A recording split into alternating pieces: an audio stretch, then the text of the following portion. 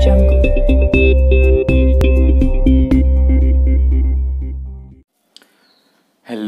And welcome to dynamic science lectures.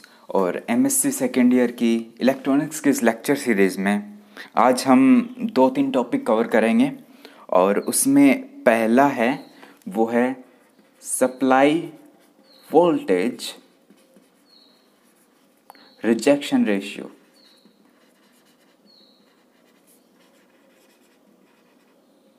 ठीक है, देखो भाई, ये किसी भी ऑप एम्प के लिए एक इम्पोर्टेंट टर्म होती है, इसको बोलते हैं SVRR। ठीक है, होता क्या है, इसकी डेफिनेशन होती है the change in an op amp input offset voltage VIO caused by variations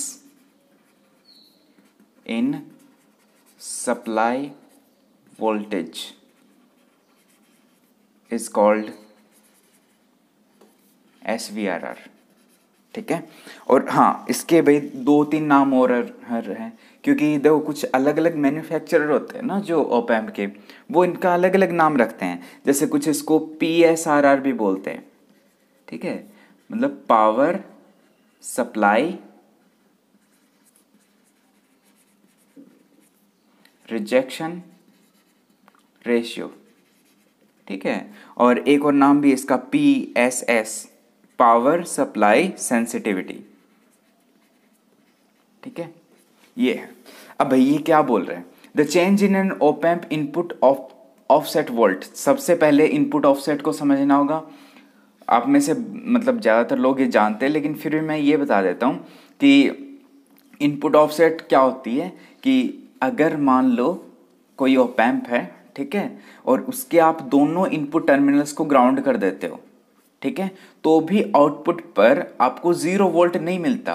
we output जो है वो 0 नहीं होता, नॉट इक्वल्स टू 0 वोल्ट। ठीक है, 0 वोल्ट नहीं होता।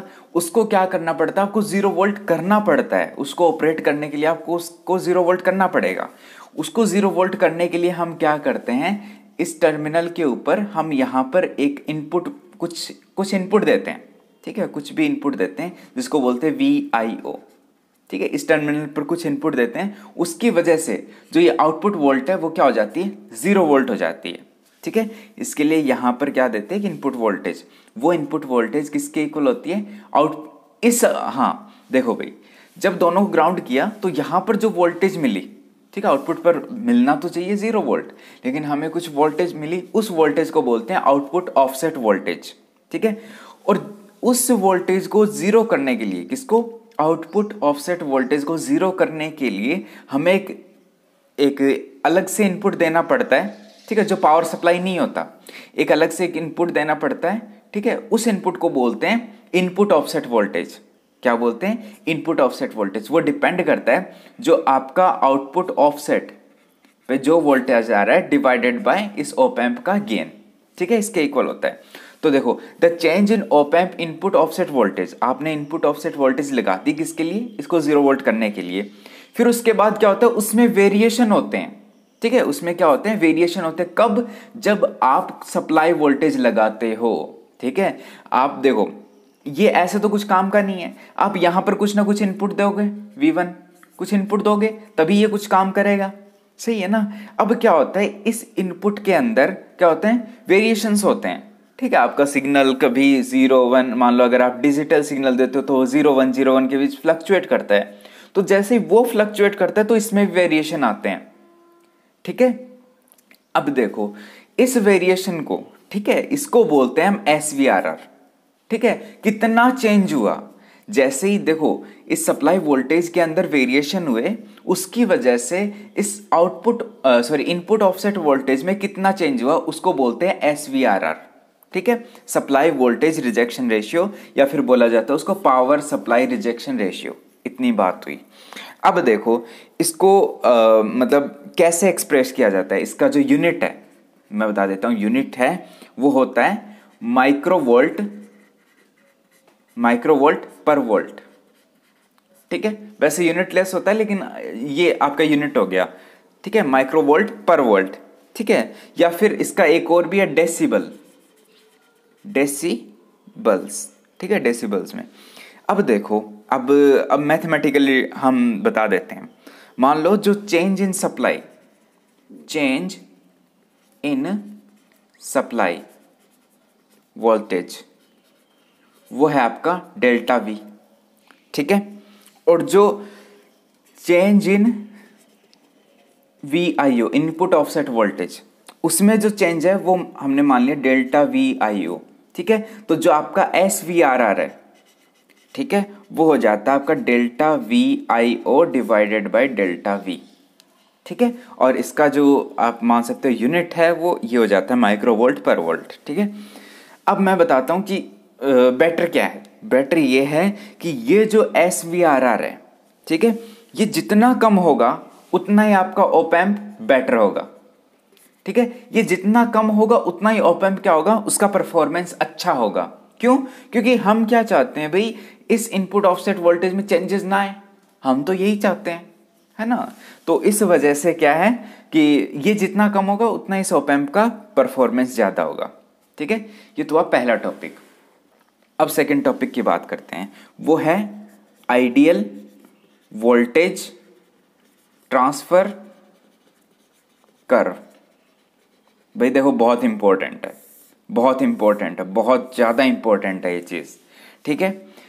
क्या होता है, सबसे पहले मैं ऐसे बता दूं कि ये जो मान लो आपका ऑप एम्प है, ठीक है, ये ऑप एम्प है, तो इसका जो आउटपुट है, ठीक है, वी आउटपुट, वो क्या होता है A इंटू VID, ठीक है, इनपुट वोल्टेज, ये क्या होता है A V1 माइनस V2। या फिर ऐसे कह सकते हो जो आउटपुट वोल्टेज है वो किसके प्रोपोर्शनल है, V1 माइनस V2 के, सही है ना। इनपुट वोल्टेज ये कह सकते हो आप, इनपुट VIN बोल सकते हो इसको, इनपुट वोल्टेज के प्रोपोर्शनल है। इसका मतलब क्या है, आप जैसे जैसे इनपुट वोल्टेज बढ़ता जाता है वैसे वैसे आउटपुट भी बढ़ेगा, सही है ना। जैसे जैसे इनपुट बढ़ता है वैसे वैसे आउटपुट बढ़ेगा। लेकिन क्या ये मतलब आप बढ़ाते जाओगे क्या आउटपुट बढ़ता जाएगा, क्या आउटपुट बढ़ता जाएगा? नहीं, ऐसा नहीं होता। होता क्या है, मैं सबसे पहले आपको कर्व बनाता हूँ और फिर आपको समझाऊंगा क्या होता है। ये मान लीजिए आपका V इनपुट है और ये है आपका V आउटपुट। क्या होता है, आप यहाँ से शुरू करो, ठीक है। अब जैसे जैसे बढ़ाते हो, क्योंकि देखो गेन ज़्यादा है तो इसका स्लोप भी क्या होगा, ज़्यादा होगा, तो ये बढ़ता जाता है। लेकिन क्या होता है, एक पॉइंट पर आने के बाद ये सेचुरेट हो जाता है।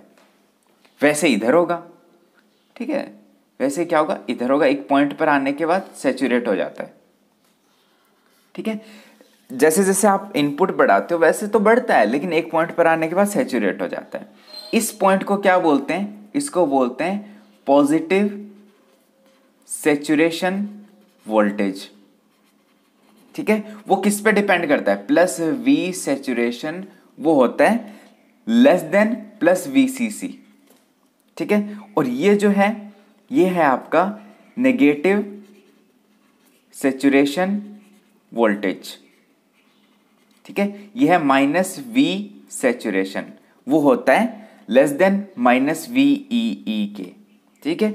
आपको ये पता होगा, यहां पर हम जो लगाते हैं, क्या लगाते हैं, प्लस VEE, सॉरी क्या लगाते हैं यहाँ पर हाँ प्लस VCC लगाते हैं, और यहां पर लगाते हैं माइनस VEE, ठीक है। अब देखो, अब मैं क्या बता रहा हूं, जो देखो जैसे जैसे हमने इनपुट बढ़ाया वैसे वैसे आउटपुट बढ़ रहा है, और लेकिन एक पॉइंट के बाद सैचुरेट हो रहा है। और वो जो सैचुरेशन वोल्टेज है वो किसके ऊपर डिपेंड कर रही है, वो किसके ऊपर डिपेंड कर रही है, जो हमने जो सप्लाई वोल्टेज दी है यहाँ पर जो ये जो प्लस VCC और माइनस VE जो दी है ना, ये इसके ऊपर डिपेंड करेगी। ध्यान रखना, ऑप एम्प के लिए ये दोनों इक्वल होनी चाहिए, ठीक है, दोनों इक्वल होनी चाहिए। और ये जो सैचुरेशन वोल्टेज है ये इसी के ऊपर डिपेंड करेगा, ठीक है। इतनी बात हुई, हाँ यही होती है, ओके, ठीक है। The output the positive saturation voltage, okay. हाँ, अब बात आती है कि इसको आइडियल वोल्टेज ट्रांसफर कर्व क्यों बोलते हैं, आइडियल क्यों बोलते हैं। आइडियल इसलिए बोलते हैं क्योंकि इस कंडीशन में हम क्या मान रहे हैं, हम मान रहे हैं जो V आउटपुट ऑफसेट, ठीक है, जो ऑफसेट वोल्टेज है वो इक्वल्स टू 0 है, ठीक है, हम ये मान रहे हैं, ठीक है। वैसे आइडियल मतलब अगर आप प्रैक्टिकली ऑप एम्प में देखोगे तो ये इक्वल्स टू 0 नहीं होता, ठीक है, ये इक्वल्स टू 0 नहीं होता। और लेकिन ये अगर आइडियल है तब हम क्या मान रहे हैं, इक्वल्स टू 0, इसलिए इसको क्या बोला जाता है, आइडियल बोला जाता है। और ये जो आपका ट्रांसफर कर्व होता है वो कुछ इस तरह का होता है। इसका मतलब क्या है कि आप जितना भी ये जो प्लस VCC और माइनस V दोगे ना, तो जो आउटपुट है वो आपका इससे एक्सीड कर ही नहीं सकता, समझ रहे हो ना। जो आउटपुट है वो आपका इससे एक्सीड नहीं कर सकता, चाहे आप इनपुट में जो ये वाला इनपुट है वो इनपुट कितना भी दे दो, वो ये वाले वोल्टेज है ना इनसे एक्सीड नहीं करेगा, ठीक है। बहुत इंपॉर्टेंट कैरेक्टरिस्टिक है ये। अब हम बात करते हैं आज के आखिरी टॉपिक की, ठीक है। वैसे 2 टॉपिक हो गए हैं और तीसरा है वो है op amp operational amplifier with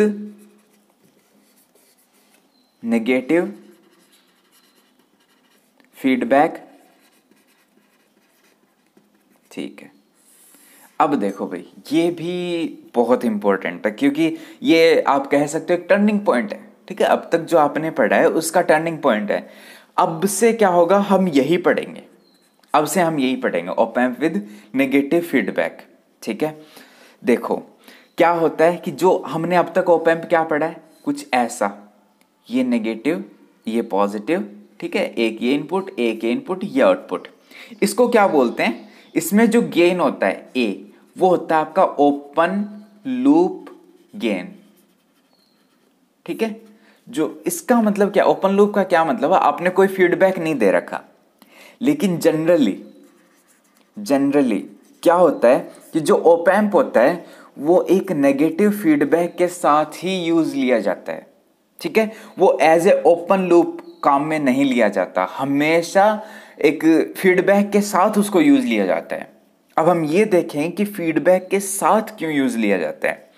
मान लीजिए जो आपका मान लीजिए ऑपरेशनल एम्पलीफायर है, ठीक है, इसका जनरली जो गेन होता है वो बहुत ज़्यादा होता है, ठीक है। मानना कि हमने जो ओपन लूप गेन है वो मान लीजिए इतना है, ठीक है, कुछ इतना है, और आपने जो V इनपुट वो दिया आपने सिर्फ 1 मिलीवोल्ट। 1 मिलीवोल्ट बहुत कम होता है, ठीक है। अब देखो तो जो V आउटपुट है वो आपको क्या मिलेगा, A इंटू वी VIN, ठीक है।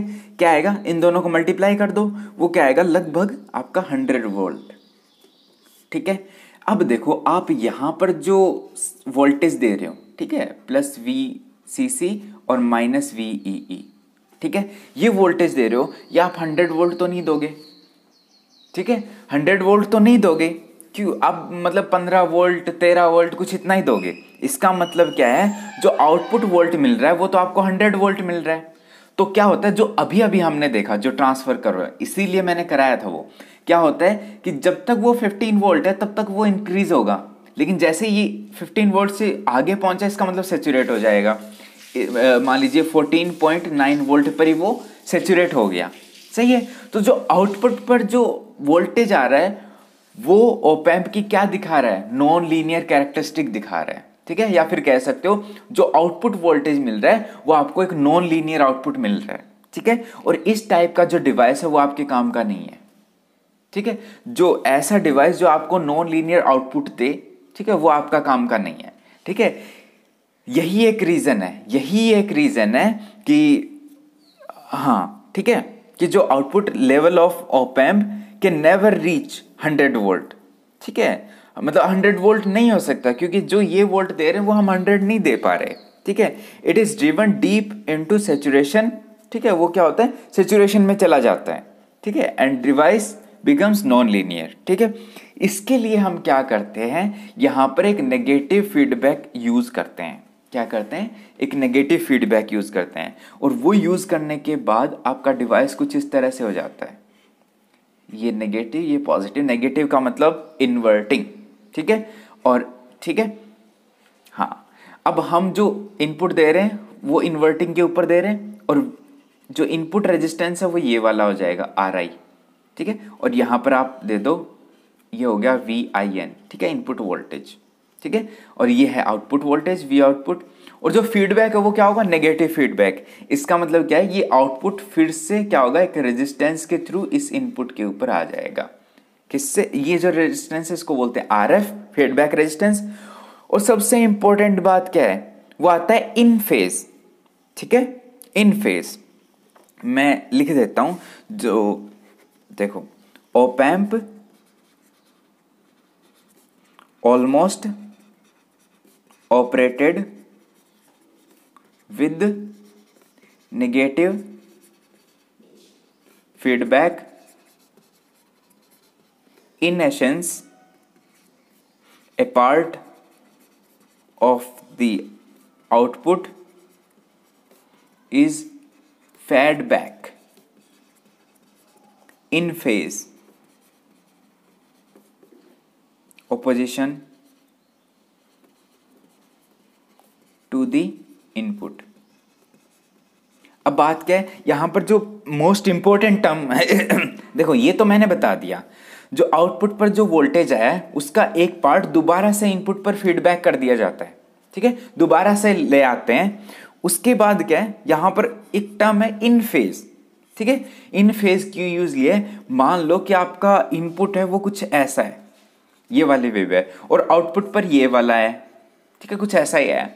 अब जैसा इनपुट है वैसा का वैसा हमें क्या करना पड़ेगा, वैसा का वैसा फीडबैक देना पड़ेगा, ठीक है। अगर वैसा का वैसा फीडबैक देंगे, ठीक है, तब फीडबैक के बाद जो आउटपुट आएगा वो क्या होगा, ऐड होके आएगा, ठीक है, ऐड होके आएगा।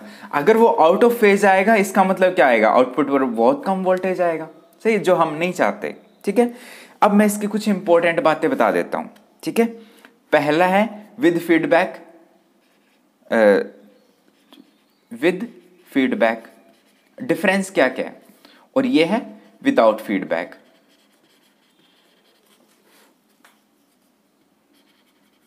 ठीक है, अब देखो विदाउट फीडबैक वाले की बात करते हैं।